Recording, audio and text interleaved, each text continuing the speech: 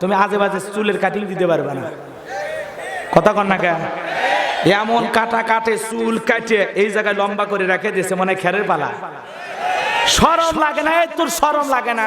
ওর চুলের কাটিং দেখে শয়তান কয় আমার আর লাগিচ্ছে না বাংলাদেশ। কথা কন না কেন? আছে না নাই? আবার কেউ চুলের কাটিং দিয়ে পিছনে লিখে রাখছে ইংরেজি দিয়ে আর কি লিখেছে আমি এক যুবক ধরে করছি পিছনে আর লেখে হুজুর বুঝেছেন না অ্যাঙ্গেল মার দিছি। পুরে শয়তান। আমি অ্যাঙ্গেলে মার মানে করছে হুজুর আগে দোয়া করেন আমার প্রেম যেন সফল হয়। ওরে বদমাইশ, আমি করছি তোর প্রেমের দোয়া পরে পিছনে আর কিশোর তোর নাম কি রাজু? কয় না হুজুর আমি যাকে ভালোবাসি সেই নায়িকার নাম হলো রুজিনা, ওয়াক্সার আমি বুঝি না। বিয়ের আগেই যে মহিলা মানুষের নাম মাথাত নিয়ে ঘুরতেছে ওই বউ ঘরে এলে শান্তি না অশান্তি? আরো জোরে কোন এরকম পাগল যুবক আছে না নাই? কোন কথায় কত কথা কইলাম মনে হয় রাগ করছেন আপনারা? মনে আছে না নাই? মনে আছে না নাই?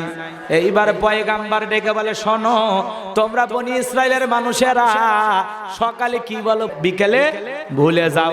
অতএবাকে সিদ্ধান্ত নাও সত্যি তোমরা জালুত জালেমের লড়াই করবা কিনা, ওর বিরুদ্ধে লড়তে সাহস আছে কিনা। এইবার সিটির উত্তরে বলে হ্যাঁ আমরা লড়তে রাজি আছি, আমাদের মধ্যে একজনকে নেতা বানায় দেন। এইবার পয়গাম্বার সিটির উত্তরে লিখলো শোনো তোমরা যদি সত্যি লড়াই করতে চাও আল্লাহ পাকের পক্ষ থেকে মনোনীত একজন বান্দা নাম হলো তার তালুত, তালুতের নেতৃত্বে যদি তোমরা লড়াই করো আল্লাহ পাক তোমাদেরকে বিজয় দান করতে পারে। জোরে কন্যা সুবহানাল্লাহ। কিন্তু বনি ইসরায়েল সম্প্রদায়ের মানুষেরা হলো একটু অহংকার দাম্ভিকতা বেশি। তারা বুঝতে পেরেছে তালুত হলো একটু গরিব, একটু কালো চেহারার মানুষ, কিন্তু চেহারা কালো অন্তরটা হলো ধবধবে সাদা। আর জোরে কন্যা সুবহানাল্লাহ।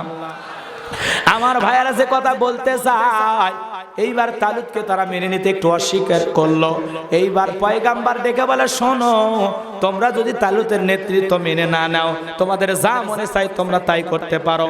বলে না নেতা আমরা শুধু বলছিলাম এতটুকু যে আমাদের মধ্যে কাউকে নেতা বানাইলে ভালো হয়। বলে না না আল্লাহ তালুতকে নির্বাচিত করছে, তোমরা তালুতের নেতৃত্বে লড়াই করো।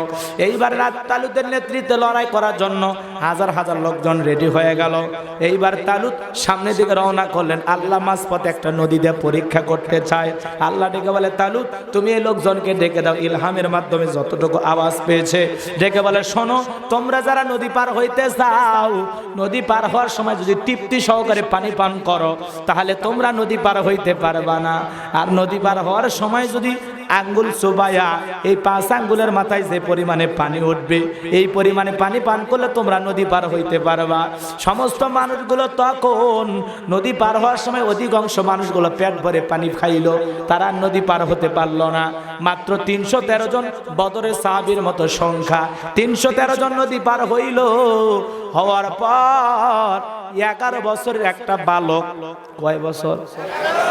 11 বছরের বালক তালুতকে ডেকে বলে আপনি আমাদের নেতা, আপনি আমাদের আমির, আপনার হুকুম ছাড়া সামনে যাওয়ার ক্ষমতা আমার নাই।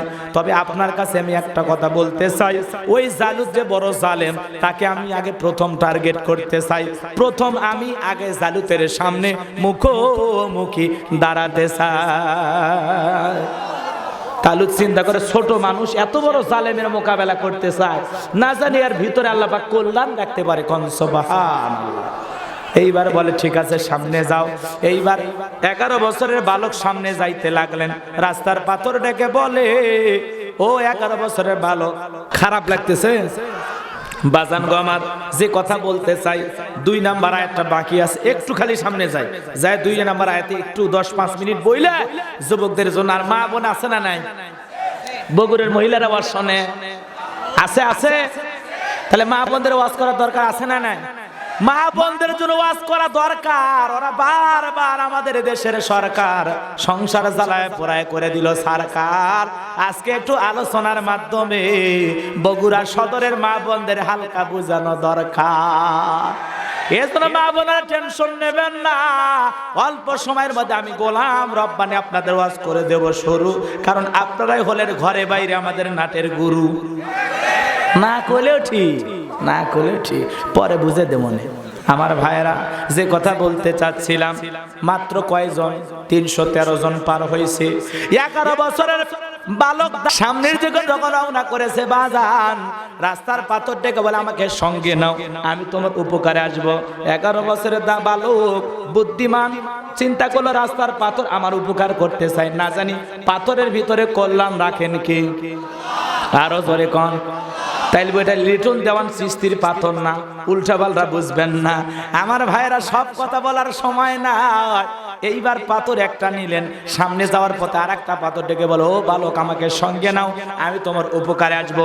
এইবার 2 নাম্বার পাথর নিলেন, সামনে যাওয়ার পর 3 নাম্বার আর একটা পাথর ডেকে বলে আমাকে সঙ্গে নাও, আমি তোমার উপকারে আসবো। পাথর হলো কয়টা? আরো জোরে কোন কয়টা? 3টা পাথরের সামনের দিকে রওনা করলো বাজার।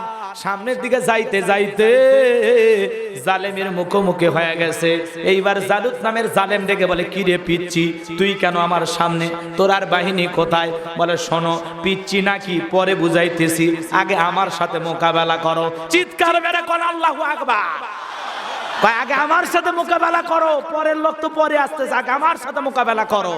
তখন সবাই অট্ট হাসি দিতেছে, আর জালেম জালেম বলতেছে বেশি কথা কষ্ট তো কিন্তু ধরে একবারে, তখন পরে ধরো পরে ধরো, রিল্যাক্স থাকো। এই কথা বলে পিছনে এসে বলতেছে কথায় আছে মরিচ ছোট ঝাল ঝাল। পেছনে আসা ওই যে 3টা পাথর বলতেছে তোমরা নাকি উপকারে আসবে, আগে তোমাদেরকে দিয়ে খেলা শুরু করি। রাস্তার 3টা পাথর হাতে নিয়েছে, সুবহানাল্লাহ কোন। এখন জালুত জালেমের মোকাবেলা করবে। 11 বছরের বালক, শুনবেন না কথা কোন। ওইদিকে পয়গাম্বার বসে আছে, স্বপ্নের কথা বলবে, বাদশা বকতে নাসর শুনবে। মনে আছে না নাই আমার ভাইরা যে কথা বলতে চাচ্ছিলাম? এইবার 2 নাম্বার আয়াত আল্লাহ রাব্বুল আলামিন বলেন আল্লাযী খালাকাল মাউতা ওয়াল হায়াতা লিয়াবলুয়াকুম আইয়ুকুম আহসানু আমালা ওয়া হুয়াল আজিজুল গফুর। আল্লাহ রাব্বুল আলামিন জানায় দিলেন যিনি সৃষ্টি করেছেন মৃত্যু আর জীবন। কি সৃষ্টি করছে? আরো জোরে বলেন বাজান। মৃত্যু আর জীবন সৃষ্টি করেছেন। দিনটা নরম করে দিয়ে শোনেন বগুড়া সদরের মুসলমান ভাইয়েরা, দিলটা একটু নরম করে দিয়ে বলেন আল্লাহ বলেন আল্লাযী খালাকাল মাউতা ওয়াল হায়াতা, যিনি সৃষ্টি করেছেন মৃত্যু আর জীবন। মৃত্যুর কথা আল্লাহ কেন বললেন? কারণ আছে না নাই? দুনিয়াতে আসার একটা সিরিয়াল আছে বাজান, যাওয়ার কিন্তু কোনো সিরিয়াল নাই। দাদা আসছে, দাদার পরে বাবা আসছে, বাবার পরে দুনিয়াতে আমি আসলাম, কিন্তু যাওয়ার কিন্তু কোনো সময় সিরিয়াল নাই। দাদার আগে নাতি চলে যায়, বাবার আগে ছেলে চলে যায়। কথা কোন ঠিক না ব্যাঠিক? আজকে যদি আপনার আমার জীবনের শেষ মাহফিল হয়, আজকে রাতে যদি আপনি আমি মারা যাই, আগামীকালকে মসজিদের মাইকে ঘোষণা হবে এই গ্রামের অমুক ব্যক্তি বেঁচে নাই, ইন্না লিল্লাহি ওয়া ইন্না ইলাইহি রাজিউন। কথা বলেন ঠিক না ব্যাঠিক? মন খারাপ করছেন মনে হয় আপনারা। বাজানে যে কথা বলতে চাচ্ছিলাম, তাহলে আপনি আমি যদি মারা যাই, কালকেই মসজিদের মাইকে নামটা ঘোষণা হবে। কথা কোন ঠিক না ব্যাঠিক? প্রত্যেকটা মানুষকে মৃত্যুবরণ করা লাগবে। কুল্লু নাফসিন যায়কাতুল মাউত, প্রত্যেক প্রাণীকে মৃত্যুর স্বাদ গ্রহণ করা লাগবে। কথা কোন ঠিক না ব্যাঠিক? আজ হোক কাল হোক পৃথিবীর মানচিত্র থেকে আপনাকে আমাকে বিদায় নিয়ে চলে যাওয়া লাগবে বাজান। এজন্য আসার একটা সিরিয়াল আছে। 9 মাস আগেও জানা যায় নতুন একটা অতিথি দুনিয়াতে আসবে, কিন্তু 9 সেকেন্ড আগেও জানা যায় না কার কখন জীবনের শেষ বিদায়ের ঘন্টা বাজবে। কথা কোন ঠিক না ব্যাঠিক? এজন্য আল্লাহ রাব্বুল আলামিন বলেন আমি মৃত্যু আর জীবন সৃষ্টি করেছি, এর সময়ে যে মাঝামাঝি সময়টা দিলাম। আল্লাযী খালাকাল মাউতা ওয়াল হায়াতা লিয়াবলুয়াকুম আইয়ুকুম আহসানু আমালা।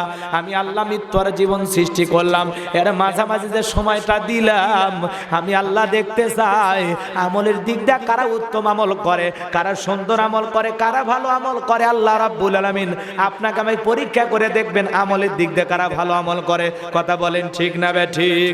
তাহলে দুনিয়ার জীবনে বাজান ভালো ভালো আমল করার দরকার আছে না নাই? আরো জোরে কোন মৃত্যু আসবে না? জোরে কোন মৃত্যু আসবে না? এ যুবক, তোমার মতো কত যুবক সকালবেলা মোবাইলে সেলফি তুলে বলে দোস্ত মোটর সাইকেলে ঘুরতেছি বড় আরাম লাগে, বিকেলবেলা সন্ধ্যাবেলায় লাশ হয়ে বাড়িতে ফিরছে। ঘটনা আছে না নাই?